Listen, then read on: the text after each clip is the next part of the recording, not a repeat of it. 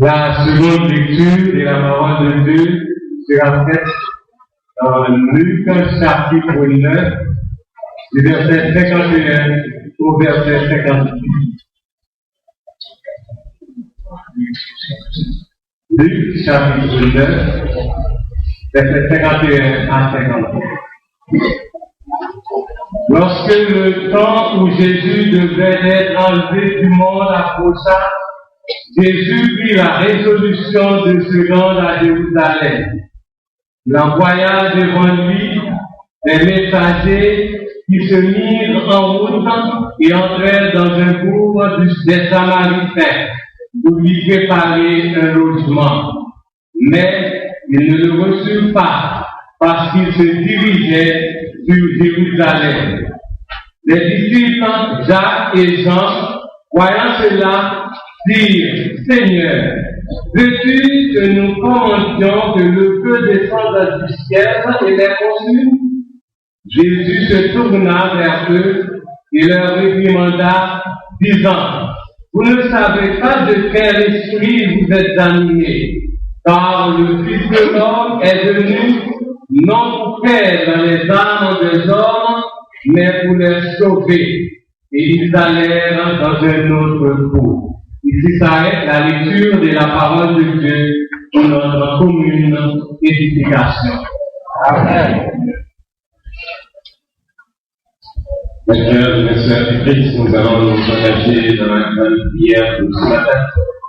Vous allez à prier pour l'Église universelle. Nous devons prier pour nos frères et sœurs de la communauté, ceux qui sont malades. Et en particulier ce matin, nous prions pour la femme du pasteur Joël Saint-Amour, qui est gravement malade et qui attend le secours de notre prière, mais aussi le secours de notre solidarité chrétienne. Nous allons prier le Seigneur et la grande prière sera faite par le pasteur Clarel Célestin. Mais entre-temps, nous allons nous engager dans ce chant rappelant la sanctification, car nous devons prier pour cette époque qui s'ouvre devant nous, cette époque de la passion du Christ, cette époque de carême préparant la Pâque. Lutte quand l'esprit de grâce t'attire et te convertit, que ton cœur se débarrasse de tout secret interdit. Ne restez pas en chemin, cœur qui doute et n'obtient rien. Dites bien. Un cœur fidèle et sincère aime Christ, aime le péché, pleure et combat sur la terre, a soif de l'éternité. Soldat de Christ, lutte encore, dans le ciel est ton trésor. Luttez bien, luttez bien. Je vous invite à chanter les 4 versets de ce cantique, inscrits au numéro 166 de notre recueil des chants d'espérance, section française, correspondant au 343 sur les ailes de la foi, et en cantique populaire, le numéro 254.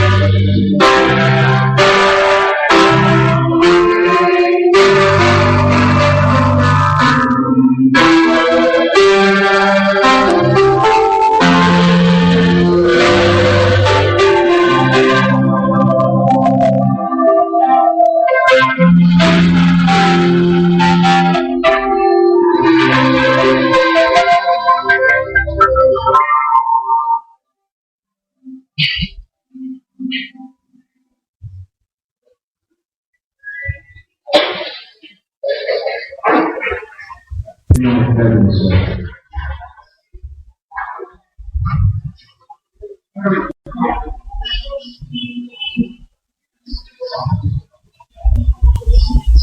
Ô notre Dieu,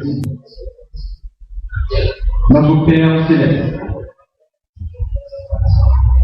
toi qui sièges dans les cieux, toi qui es élevé en dignité, nous bénissons ton nom ce matin. Nous célébrons tes louanges et nous t'exaltons, car tu y as droit. Tu y as droit, Seigneur, parce que tu es grand. Et ta grandeur surpasse celle des hommes. Tu tiens dans tes mains l'univers entier et tu domines sur toutes choses. Ce matin, par Jésus-Christ, notre Sauveur, notre Rédempteur, nous nous approchons bien humblement devant toi. Car nous reconnaissons non seulement que tu es grand, mais nous reconnaissons aussi notre faiblesse.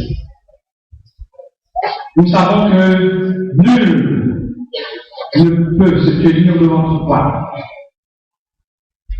Et c'est pour cela, ce matin, nous te demandons au Père d'avoir pitié de nous. Pitié parce que nous sommes conscients que nous t'avons offensé pendant toute la semaine écoulée. Pitié parce que nous sommes conscients que nous nous sommes rebellés contre toi. Pitié parce que nous sommes conscients que nous nous sommes montrés indifférents par rapport à toi.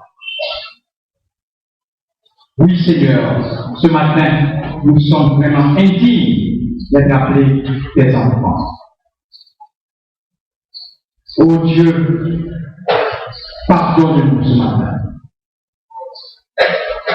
Pardonne-nous parce que nous avons péché. Pardonne-nous parce que nous nous sommes montrés négligents. Pardonne-nous parce que nous avons douté de ta parole. Faisant de toi un menteur, alors que ce que ta bouche a dit, ta main l'a accompli. Père, pardonne-nous de nous être éloignés de toi, de nous être éloignés de ta croix, cette croix que tu as portée et sur laquelle tu t'es donné.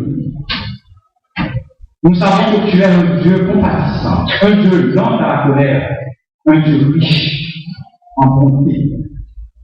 Et fort de tout cela, Papa, nous te demandons d'effacer nos forces, Père, de ne pas entrer en jugement avec nous, de ne pas nous mesurer à l'aune de ta justice, car qui pourrait résister ce matin devant toi?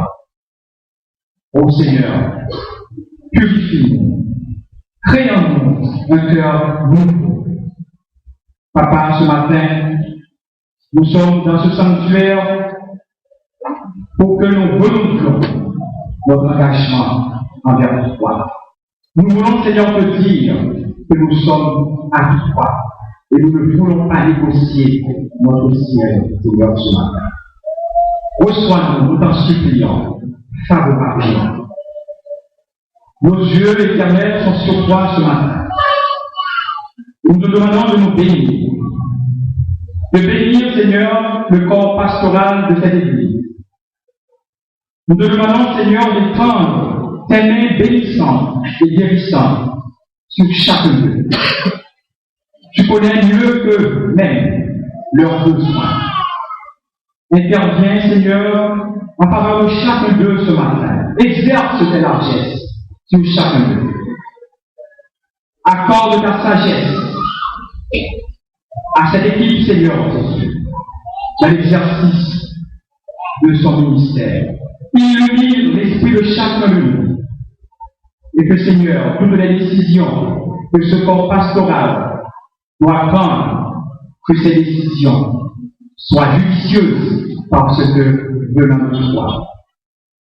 Nous te remettons les familles de chacun d'eux. Seigneur, bénis leurs épouses, bénis leurs enfants. Assiste-les, Seigneur Jésus.